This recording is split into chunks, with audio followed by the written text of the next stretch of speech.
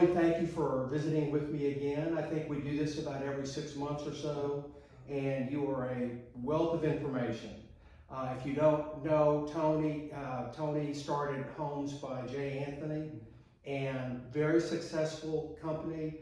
I would say, or most people would say, he is obviously the most prolific builder in this area. He's built, it's like every third home you drive by, Tony built it. So he's got a great understanding of the market, what people are looking for, and I'm going to be asking him some things about that. But I want to start off, first of all, Tony, this is, when we met 6 months ago, I can't remember how the interview went, but it's changed since. It's changed a lot, Tom. So tell me what you're seeing now, and regardless of what the media tells you, believe me, friends, what they say,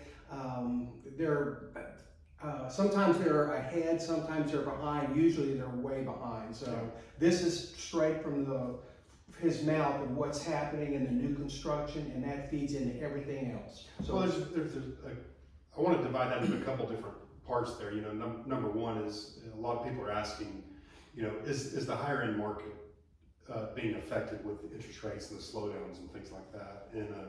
And today we're not seeing that. You know, currently we have 47 homes under construction. We have 14 new starts that are actually going through the city permitting process. And then we have 19 homes that are under the pre-construction phase about to start. So, you know, that's a number that we're really comfortable with. If we can stay below 50 units, we can still provide. Is that your goal? Yeah, if you hold that up, I want people to see, to run an operation like this, you really have to have your systems, they gotta be clicking on all cylinders. So he showed me a real quick view of his spreadsheet. That's what he's got going right now. This is a sales status report, and on the sales status report, it's basically going to give you all of your jobs that are under construction. It's also going to show you, you know, what you contracted, what your amounts, things like that. It's also going to show you the homes that are getting ready to start, that are actually going through the process, and then it's going to show you the homes that are under a pre-construction agreement, where we're still working on the design and the costs that are associated with it and things like that. So this is what I call a dashboard report that I carry around with me all the time, and it works really, really well. We've got a lot of other reports that, you know, talk to you about averages and comparisons from one year to the next, and what is, you know, happening with each house and that kind of thing. But the report that I use on a daily basis is, what do we have under construction? What do we have about to start? And what do we have in our pipeline? And what we're seeing today is that our pipeline is maintaining just like it was 2 years ago when COVID started. So I think in that upper range, we're going to continue to see that. While we might see a little bit of a slowdown is going from craziness, you know, to some normalcy, not slowed down to the point of not being able to. What would you say your average price point is? Today our average price point's running about 1.8 million. Including the lot? Including the lot and the swimming pool and the options that are going into it. You know, 2 years ago that number was about 1.4 million. Wow. And a lot of that too is that the people that are building today don't ever want to go through that shutdown again. So they want to have the swimming pools, they want to have the larger basements, they want to have the game rooms and the media rooms and the sport courts and those kind of things. So if it ever does come to a shutdown again, they're going to have everything that they want right there at their own home. This is one of the things that I find the most unique about your company is you were the first builder that would ever give me a price. People say, how much is a price? What does a home cost? Sure. And of course, a home costs what you put into it. If you've got a $15,000 feature in a home, that's going to impact the price of the home. But you were able to give a kind of a base quote of what your typical finish out looks like, which is extremely nice finish out. And people can start from there. So I've kind of watched it go up through the years as you've grown. What would you say your average, say if someone walks in the door, nice high quality construction like you typically do, what would it be per foot? Yeah, so we're $205 per square foot of living space. Okay. Now that comes with a whole lot of different things like you were just talking about. You know, nice tiles, nice finish out, wood floors, Right. everything that you would want in a nice home. So 6,000 square feet would be what? Yeah, 6,000 square feet times 205 Okay. plus the cost of Plus the the lot. cost of the lot. And then any features that you want over and above what our baseline is. So Yeah. we literally say here's 205 a square foot, and it includes everything here. And I don't know, there's 12, 14 pages of, I remember Our it was standard 145 a foot. I remember when it was. I don't know how many 145. years ago that was. Yeah. But, I remember when it was, 125, Really? 8, 9 years ago. wow. But the cost has Oh, yeah. changed that much. And I'll be honest with you, Tom, we're not making more money. Yeah. We're making the same margins that we were Right. 5, 7 years ago. We're just keeping up with what Yeah. the. I think maybe the builders that don't build at the volume you do, they probably have to make more of a profit on the homes that they sell because they don't have as many of them to sell. Correct. Whereas you've got more volume, you don't have to build as much profit into each one. Plus you have that benefit That's right. of being able to purchase big lots of items at the same time. So Well, you take we're buying direct from Thermal as an example, and you take a standard appliance package, $15,000 to $20,000, and you buy 50 of those Mhm. in January, you're going to get a better price than you would for Yeah. somebody who's buying 4 houses, building 4 houses a year, Right. trying to buy that same thing. Right. And you got 2 choices there. You can take the profit, or you can pass that on to the customer. And we chose to pass that, back on to the customer. Mhm. And I can't tell you the number of times customers have went into, Nebraska Furniture, or went online and tried to find prices that are cheaper than what we're doing, and they can't. Mhm. Because they just, we have such a large volume of ability to buy Mhm. that others just can't do it. And if that opportunity comes up where I can buy 50 appliances, I'm going to take advantage of that for the customer, Right. and that keeps our price per square foot down. And we're really unique in the fact that we know what our building cost is at every single day. Yeah. So as long as we know what our building cost is, we can manage our price, Yeah. our Like retail I price. said, I've seen your systems and how you got it all projected out when everything hits, and in a perfect world, it just it Yeah. clicks. That's But exactly it's right. not a perfect world. We It's live in. not. No, it's not. And the system works better when there are deviations to the goal. So if there's adjustments like there is today, my system works really well because I'm able to adjust Mhm. On the fly. on the fly. Yeah. Some of these big corporations, they have to go through different Right. departments. Right. In 2 minutes, I can make a decision, change the route that we're going, and we can move on Yeah. and not have to worry about a lot of red tape to do that. Now, those are, I would imagine, a lot of those people coming in from out of state. Are they affected by interest rates? 1 or 2 or 3 points, or Well, not? I mean, we're in a unique situation where the jumbo loan is actually cheaper than it is for a conforming loan. So on the higher priced homes, you're not seeing, the 7% interest rates. You're seeing the 5.5% interest rates. Mhm. Anything 700,000 or below has some issues and some concerns that are going, coming with the higher interest rates. But people who can afford a $1.4 million home are also making money in other places too, and managing their money in a little bit of a different way, I guess. And they're typically going to put down more than, say, someone that's buying a $250,000 home. They're going to put a bigger chunk down. Yeah, I mean, I had a customer who just came in yesterday, and they're going to do a $700,000 loan on a $2.6 million home. Mm-hmm. They want to keep the loan, Right. for obvious reasons, but they're going to take the cash that they have on hand and put it back into the real estate. I know that you, one of the downsides of being as busy as you are is you're kind of at the mercy of getting product. Yeah. And I think most people know lumber prices have finally started to come down, but what about the other? Well, lumber prices have started to come down a little bit, but what's offsetting lumber prices is, I just got a notice 2 days ago that concrete's actually going up 10%. Wow. Some of your finished products are still going up. Your tile is still going up. Shipping. And a lot of people don't realize this, but anything petroleum based is increasing in price. What isn't petroleum based these days? Well, carpet is petroleum based. Mhm. Paint, petroleum based. It's deliveries. things like that are still going through the roof. So brick today has went up 38% over the course of the last year. Wow. And it's 33 weeks to get it. Mm. Well, part of that's the demand, right? Part of it is the lack of labor in order to produce it. Mm-hmm. Part of it's the shipping ability of able to get it. But we're not able to adjust today, even though we have one section of our total budget that has dropped a little bit. It's still being offset by all the things that are still increasing. Mm-hmm. So, I don't think we're going to see any benefit to that for the next 6 to 8 months as we continue to get through our fuel issues and a lot of our shipping and things like that. I don't know that we're going to see any real benefit to that for the next 6 to 8 months.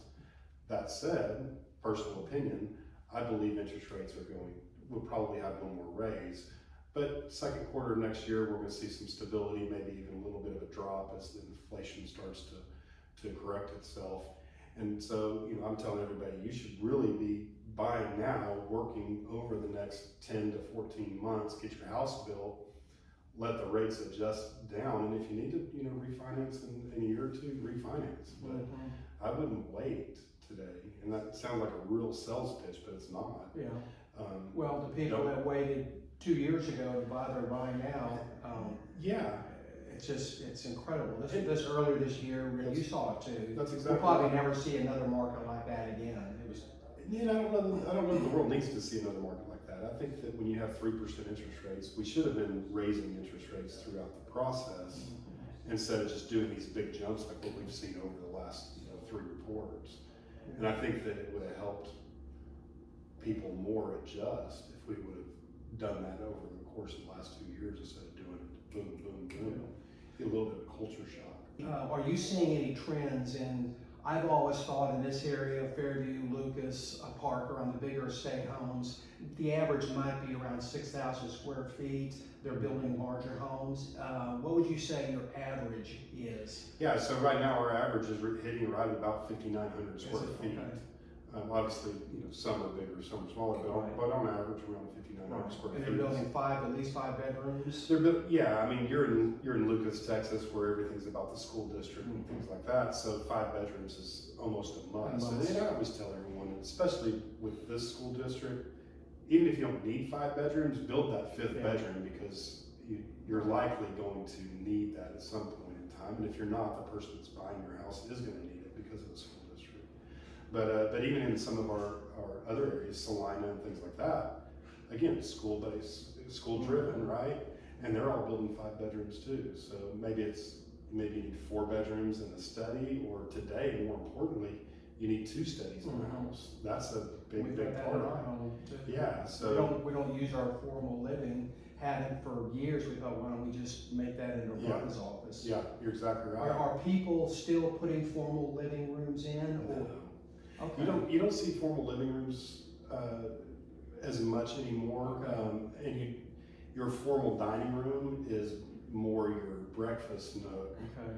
Looking out onto the back patio and and your swimming pool and having a better view. And we are getting back to a lot more of the family orientation of people sitting down for dinner again. We slipped away from that for many years, and I am starting to see that come back. The formal living, I'm not seeing come back. I'm seeing that room being pushed into larger game rooms, larger media rooms, play areas, children's retreats, things like that. Today, people are trying to pull the family back together and to let them have areas where they can play and stuff like that, but to keep them a little bit closer. And that's kind of your hot button too, is because you've got a lot of experience in theaters, and that was your background before you got into that. So he's built some incredible theater rooms. We're still building a lot of theaters. Yeah, a lot of movie theaters.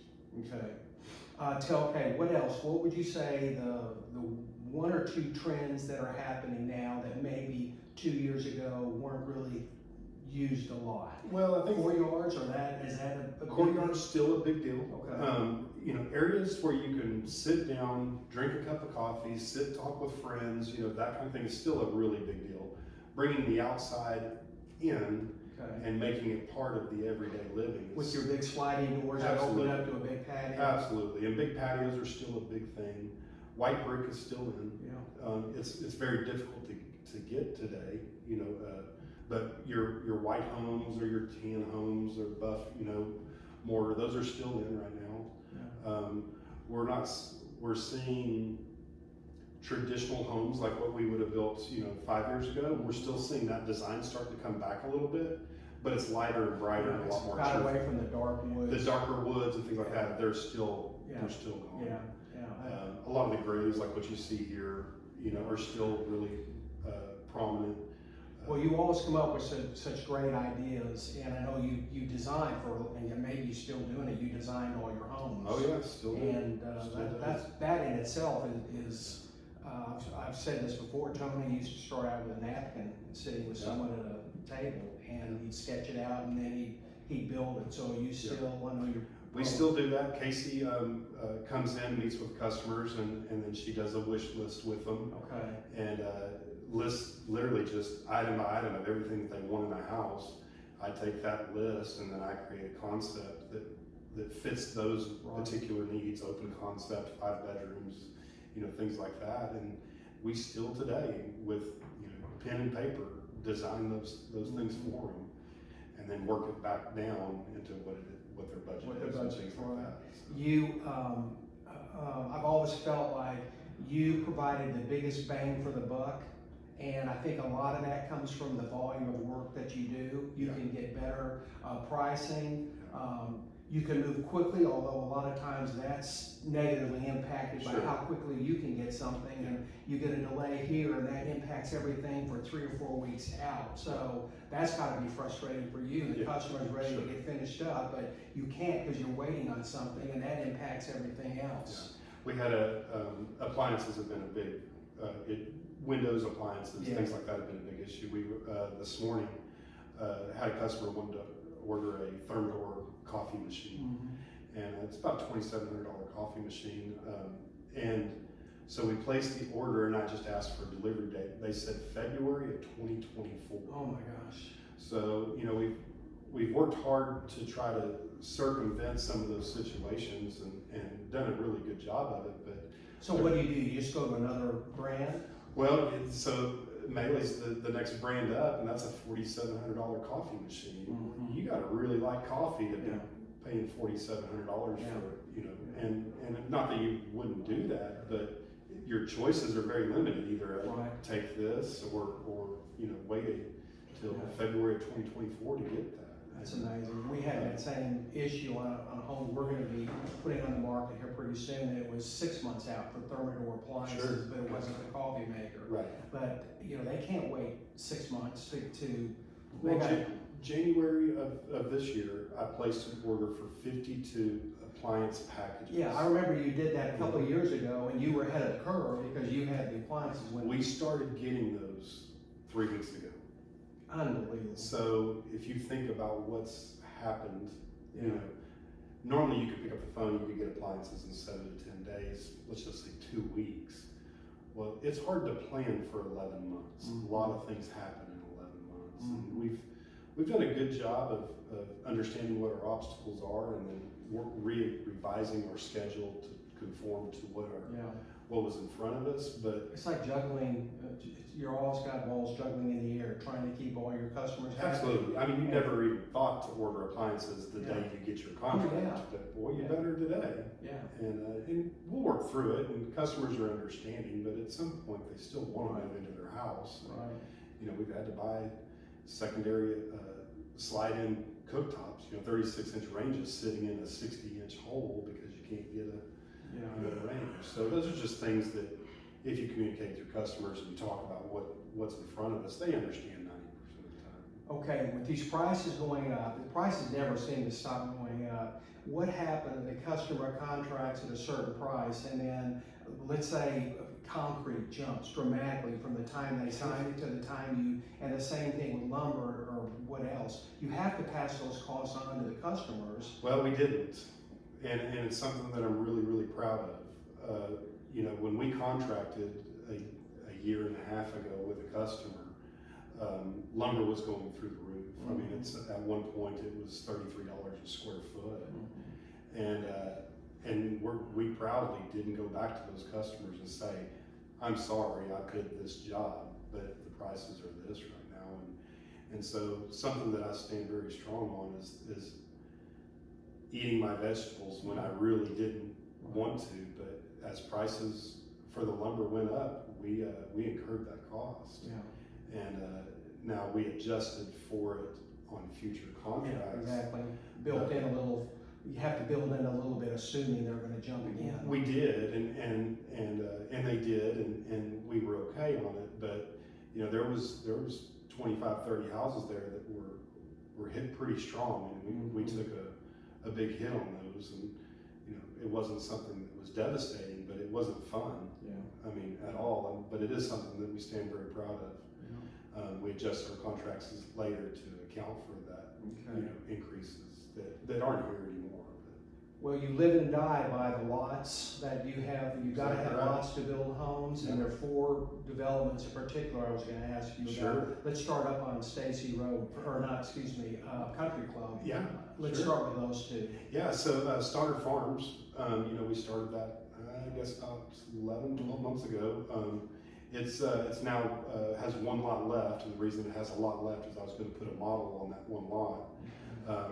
The sales were coming so fast, there was no need to build a model on that, so we left our trailer there, sold out of that trailer, and we're now getting ready to start a model on the next subdivision. Okay. So there's 1 lot left there, and then we have the 6 lots right next to it, which is Daniel's Crossing. That's named after my daughter, and so Daniel's Crossing basically has 1 lot left in there. I'm really excited about that subdivision. The contour in that subdivision is just magnificent. Surrounded by trees on 3 sides. You got some lots that are built up high. You know, your road's here. You got some lots that are up high, so you get a lot of presence looking up. That's the Copa.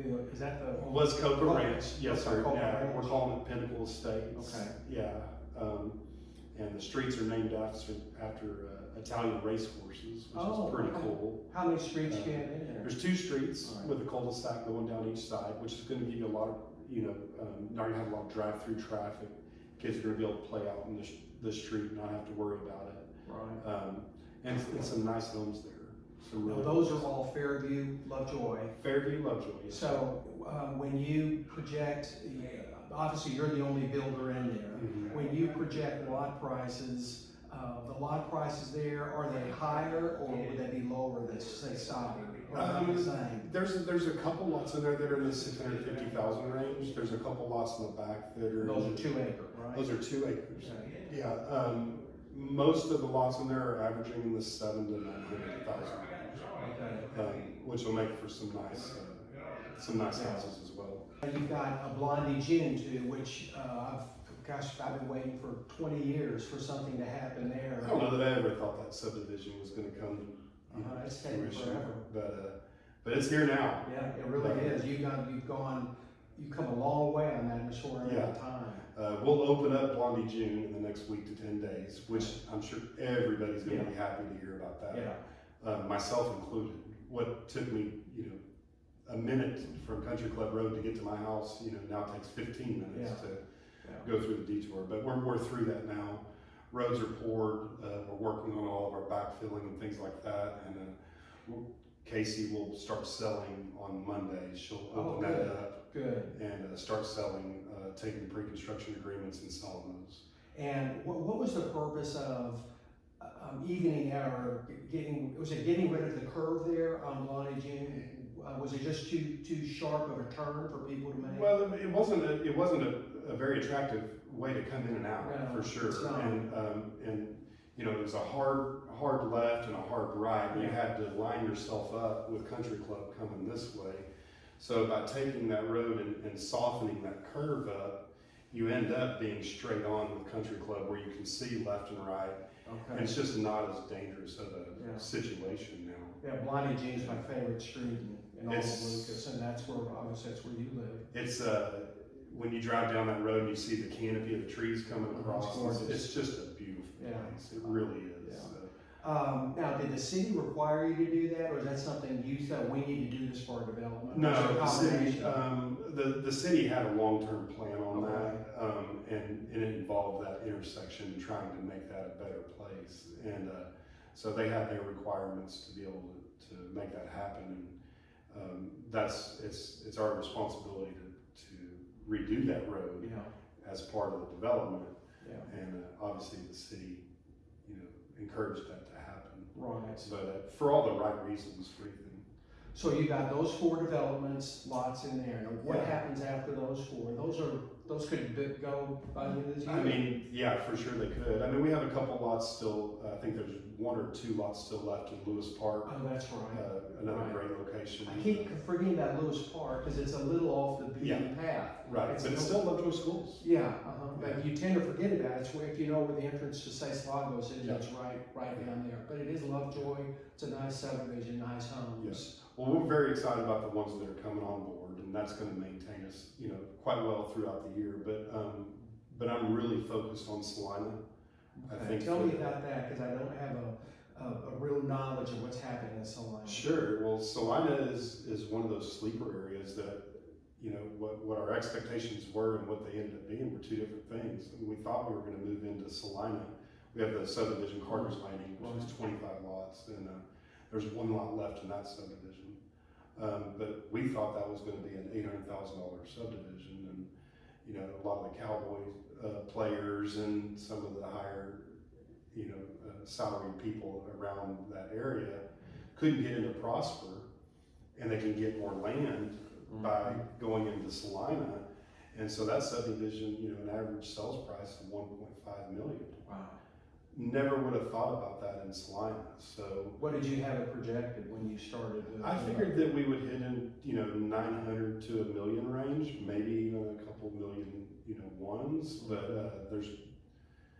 that has turned out to be a magnificent, beautiful subdivision. We'll be posting a couple pictures on closing that actually happened today. That they're just phenomenal pictures. By the way, why don't you go ahead and give them your website so people can. You bet. Homesbyjanthony.com. Casey Gerwer is our salesperson. You can dial 972-400-1291. That'll either reach myself or leave a voicemail, and we'll get that over to Casey, and that'll help a lot. But we're starting another model in Carter Landing that for the 27 lots that we're doing behind Carter Landing. So we're doing a phase 2 behind that. Okay. And that should come on board by midsummer. And I think it will be a continuation of exactly what Carter Landing. You can never rest. You've always got to have that future business for yourself. It's kind of like our business. I can never rest because we've always got properties to sell. That's right. We never sell out, and we've always got new challenges. Yeah.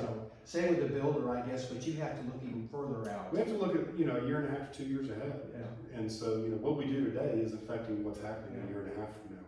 And So what recommendation, I know for people now that are looking at this, besides, buying now rather than waiting a year or 2 out, what would you say? What's a smart buy? What's a smart move right now for buyers? well, I think that you still have the same opportunities that we had a year ago, where the resale of your existing home is still really good. So you got to take that into account. Buying today is still a great opportunity. I mean, the prices of houses are going to continue to go up over the course of 3, 4, 5 years. Exactly. It's not going to get cheaper to Right. do, and whether you're buying from me or somebody else, the cost today is going to be less than what it would be in a year or 2. Absolutely. And interest rates, it's understandable to be cautious about that, but I don't think that we're going to continue to see what we see today. I think that, in my opinion, that those prices, are going to go down, and you need to take advantage of them today so that you're building. So when they do happen, you close on the house and you've got the better interest rate. So, today is the time to be buying. It really is. Yeah, I agree. The other thing, we don't have some of the obstacles that we had to go through over the last 2 years. As some of the materials are starting to normalize, our cycle time is gonna start to go down, you know, from what it was 8-9 months ago. And so we'll start to see some normalcy on that, and I think that's gonna benefit the customers as well, so. Okay, so we're in December, so January, February, June, we'll talk midsummer. I'd love We'll to see do how that. this all pans Absolutely. out. Yeah. And I'm with you, I think we're gonna have a very strong 2023. Absolutely. And we haven't, I mean, like you said, prices, out here, prices tend to kind of go up and then they stabilize and they go up and they stay. It's not like California where you have these huge That's this correct. way and a huge this way. It's a very stable environment that we live in right here. But with the exception of earlier this year when it was something that I still don't understand what caused that, Right. what happened, Yeah. why it even came to a stop. I don't have an explanation for it, but this is a great place to Fairview, Lucas, Celina, these getting out a little That's bit. right. You're gonna get more for your money. Yep. And great family communities, you're gonna be happy wherever you end up. Yeah. So, Well, these new subdivisions, I would move on those quickly if, that is a sales pitch, but that is the truth as well. right. These new communities are the last communities in the Lovejoy School District, and they're gonna go fast. Yeah. Pretty soon, Lovejoy is gonna be on land. It's almost there. Yeah, I mean, we talked about this, 2 years ago, it's gonna come to the point where everything is a tear down market. yeah, It's yeah, almost here, yeah, I agree. so. Well, Tony, thank you again. Yes, sir. And Merry Christmas. Hey, Merry Have a Christmas. Happy New Year. You and, as well. We'll talk to you in June. Thanks. Okay. Take care.